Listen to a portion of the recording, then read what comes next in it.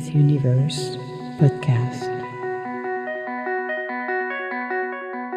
Where do we go from here? Where do we go from here? Emma's Universe podcast. Where do we go from here? Where do we go from here?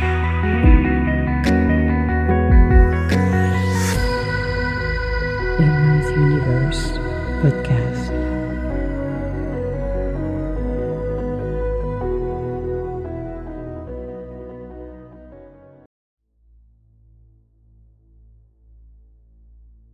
Hello and welcome to Emma's podcast. And I was just thinking, what am I saying? Yes, Emma's Universe podcast, to be correct. I just got a senile moment.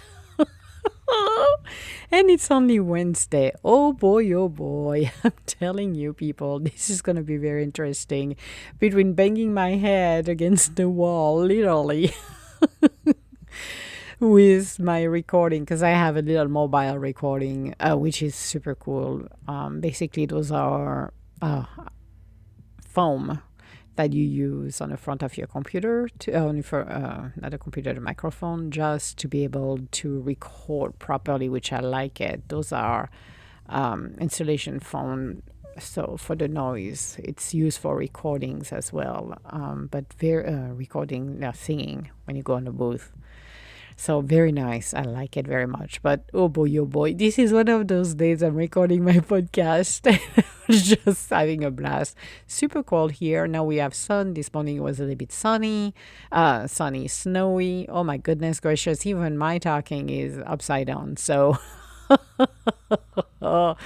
having a little too much fun. What can I say? But going back into what I was talking about on Monday podcast in regard to transparency, and I'm sharing, unveiling some of the past assignment I had when I was working in corporate, still working in corporate, doing contracts. But it was quite very interesting at that time, how to approach people.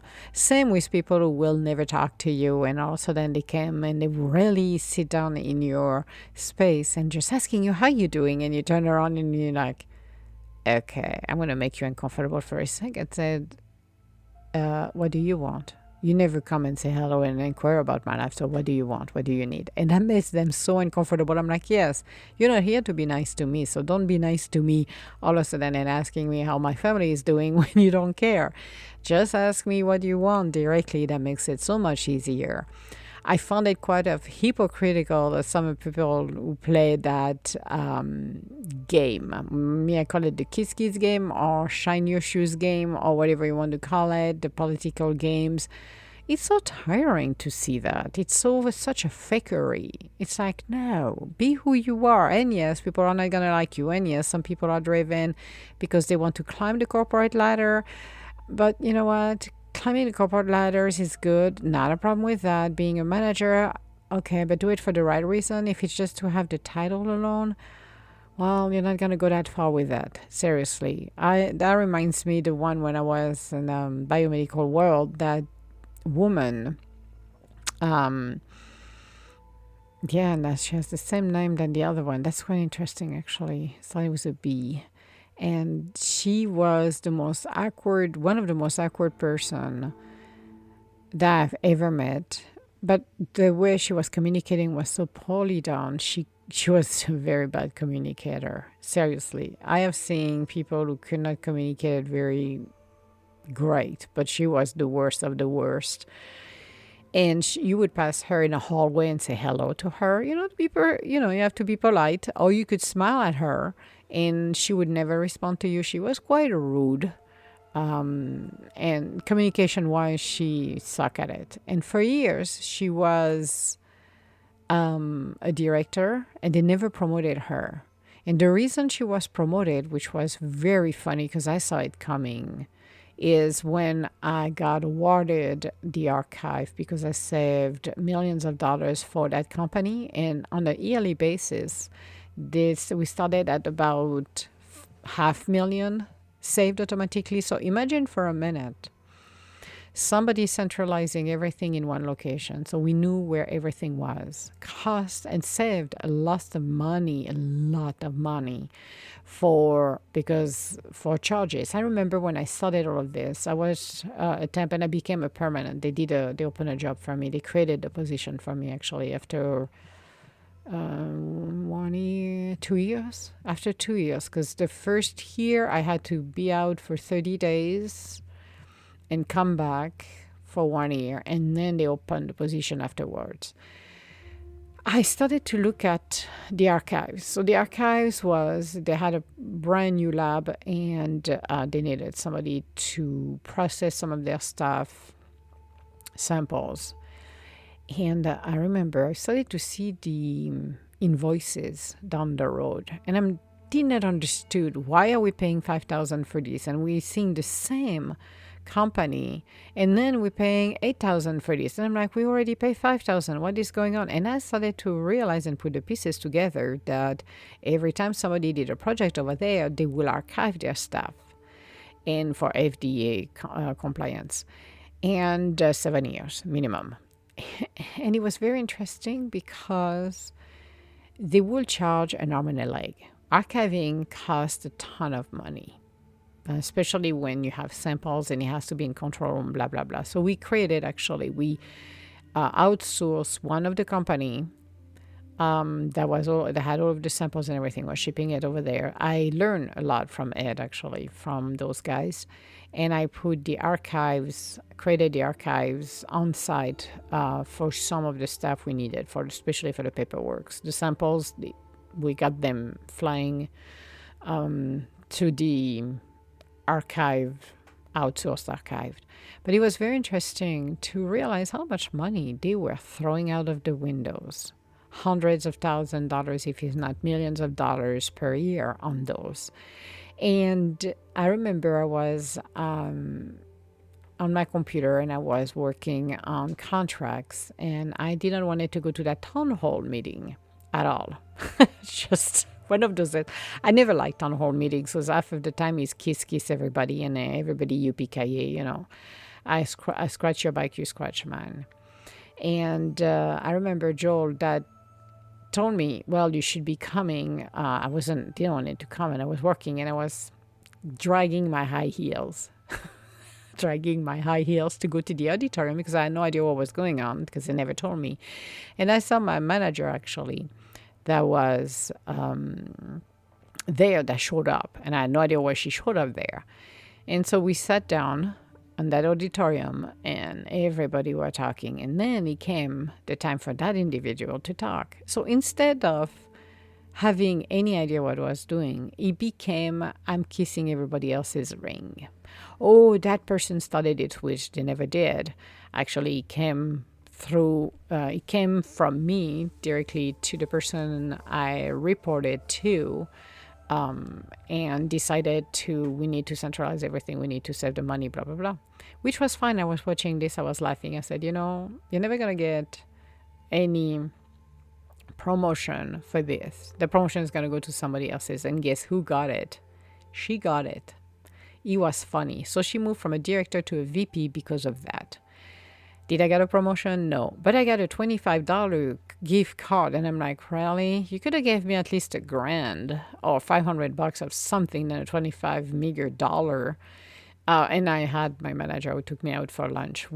It was hilarious. I laughed. And I'm like, well, at year-end, I should have had a promotion because I'm the one making the saving and automatic saving. So imagine when you have to save $1 million or $2 million for an entire business unit, and you already come on the table with at least a $500,000. And that was just the beginning, because I think through the years, I would say by now, they should be saving about $2 to $3 million if it's not more. And I'm conservative on this one, because that was a long time ago. But it was very funny to watch all of this happening. And so she got promoted to VP. And it was so funny to see how people are so clingy to their titles. But titles is like everything else. The day you passed away, you don't go with your titles on the other side. And seeing how ridiculous he was, if she's still over there, she's still stuck in her position because there were no way they would give her to her another position. But it was very interesting how it happened. And the kiss show, and I'm bowing my feet to you, blah, blah, blah. And I'm like, okay. Now, when it comes down to talk about what I do and who I am, she was incapable to talk about who I was. To said, well, Emma took these projects on her own and worked hard on getting everything without the help of everyone, even though she asked several times, a lot of people around, give me the connection, give me this and that. So I had to go, and at time I wanted to give up actually because I had enough. But I pursue, I continue, I persevere, and I got everything out of every single one of those facilities, because it costs a lot of money, and this is where they make their bread and butters actually. And I realized that very quickly. When you have a bag sitting somewhere and it costs you $1,000, and you're like, really, for $1,000 I got better space somewhere else to do it. So it was very interesting when I did this. But when the people who are supposed to acknowledge you are incapable to say anything about you, that was hilarious. Absolutely hilarious. So it was very funny to watch this and realizing I don't belong here, but I'm going to do what I got to do until I move on. I've learned a lot from it. And I said, okay. But people were not promoted properly either. And promoted was very, very difficult at that level. So it was very interesting to watch how that company specifically worked. But it was very interesting to see when the time came that even the top dog, quote unquote, was incapable to say anything at all. So I stood up next to her, took the little award for 5 minutes, or it was not an award, it was just a piece of paper or whatever it was. And it took them about 6 months to a year to have this engraved somewhere, because I was silver. I wasn't gold, I was silver, which is funny because I'm like, silver, I should have been gold, even platinum at that point, because I saved you millions of dollars and came, even though I'm gone, it's still saving millions of dollars. But it was hilarious. It was just the entire concept, and see how, again, some company works. It's all about networking, but it's where is the transparency? So she was lucky that I was her breakthrough to get that promotion, because that was the reason she got promoted, because of the big saving. And that was the big thing. That was a big trend at that moment. But I laughed. When I walked away after they did this, we finished that big town hall meeting. And I walked away. I laughed. I couldn't stop laughing. I'm like, that's hilarious. And I said to my manager at that time, I told her, I said, this is ridiculous. I said, she wasn't even capable to say who I am either. I'm like, how sad is that? As a VP, you should know, because your director probably told you, but you were incapable to communicate it properly. This is where, when you talk about communication, you start to learn. You have to learn to communicate, even if it feels awkward. You have to move yourself to a level that you master it. Some people have a gift. They can talk themselves out of anything. And some have a hard time, but with practice, this is what you become good at as well. It's always based on the practice. Yes, you may be more acumen to do other things, but those weak points you've got can be worked. Well, thinking about that, maybe the electricity is not something I will do every day, but it can be mastered. So when you think about what are my strengths, where are my strengths? Am I good at maybe do manual work? Maybe I'm good at designing. Maybe I'm good at cooking. Maybe I'm good at.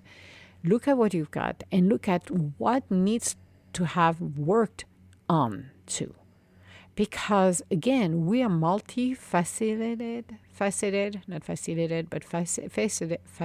Oh my goodness. I'm not cutting this. I'm just enjoying the moment. I'm not cutting this because it would be too much fun if I'm cutting this.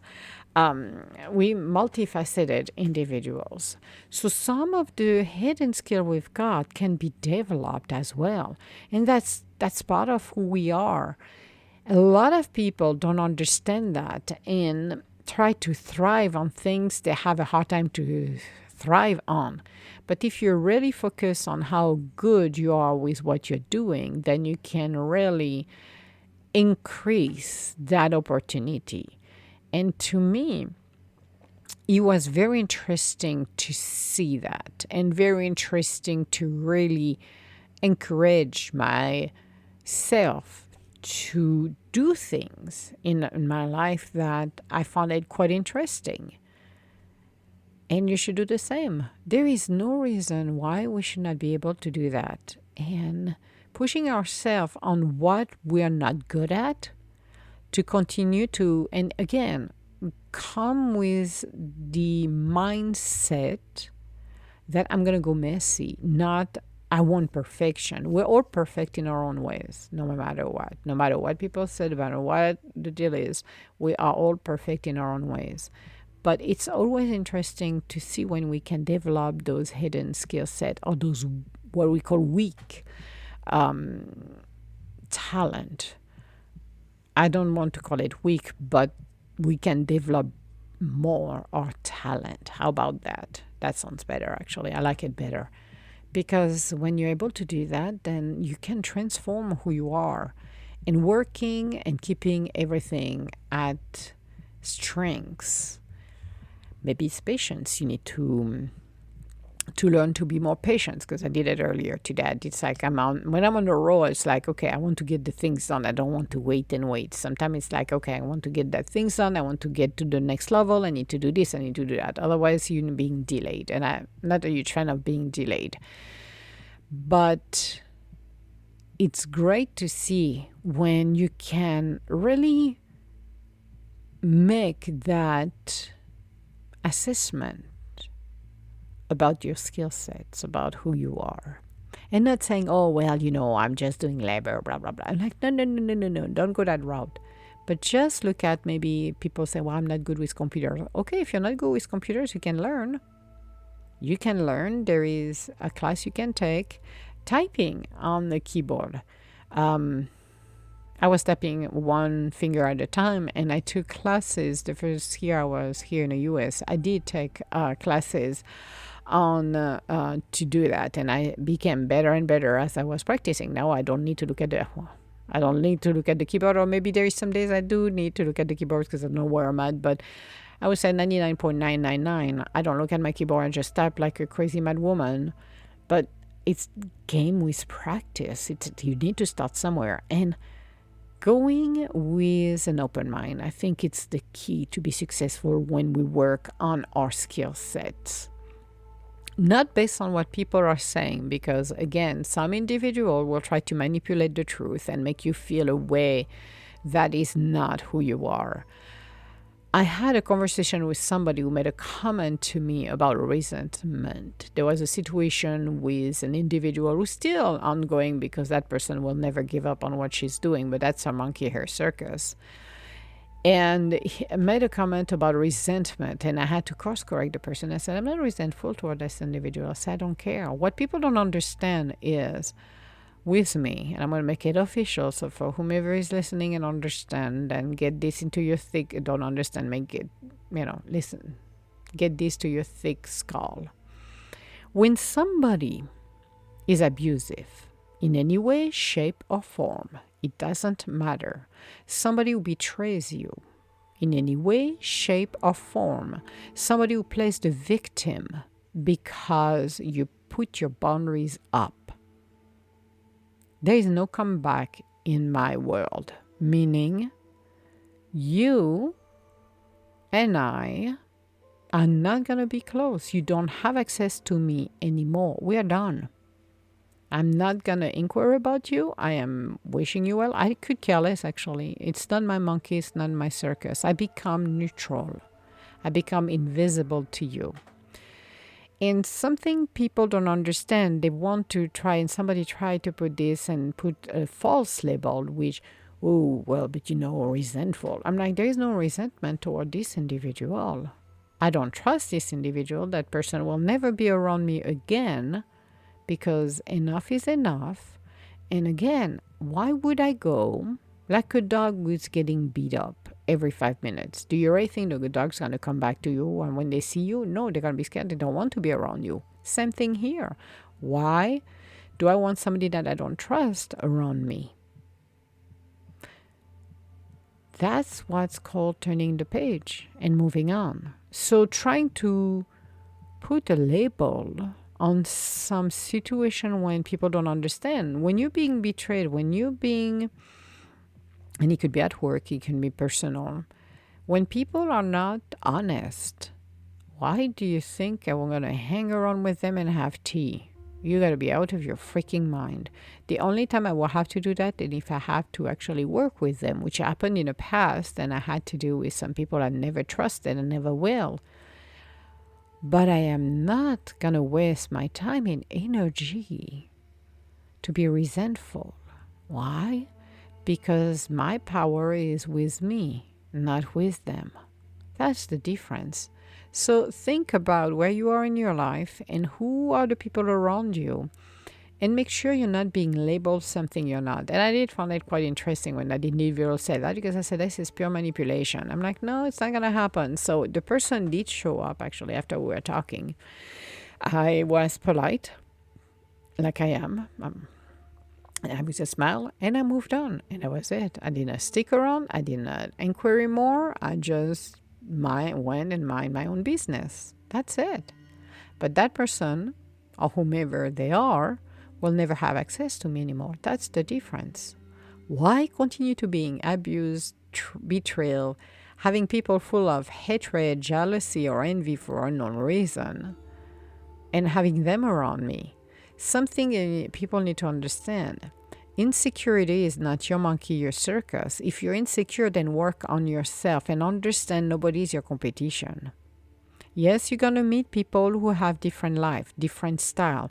They are maybe more comfortable than you are around others.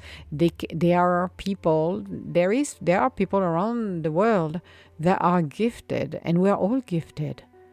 But feeling insecure is something you need to work on. And a lot of people project their insecurity on others, trying to block them, becoming the victim when they don't have access to those individuals. That needs to stop. Their monkey, their circus. Not your problem, not mine. So, have a beautiful day, guys, and we'll talk to you later. Bye now.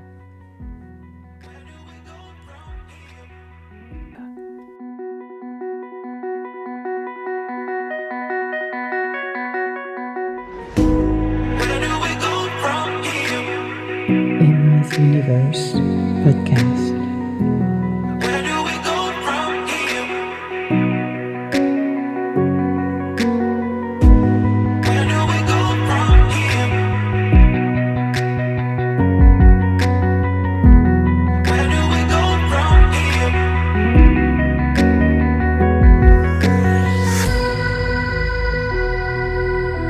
Emma's Universe Podcast.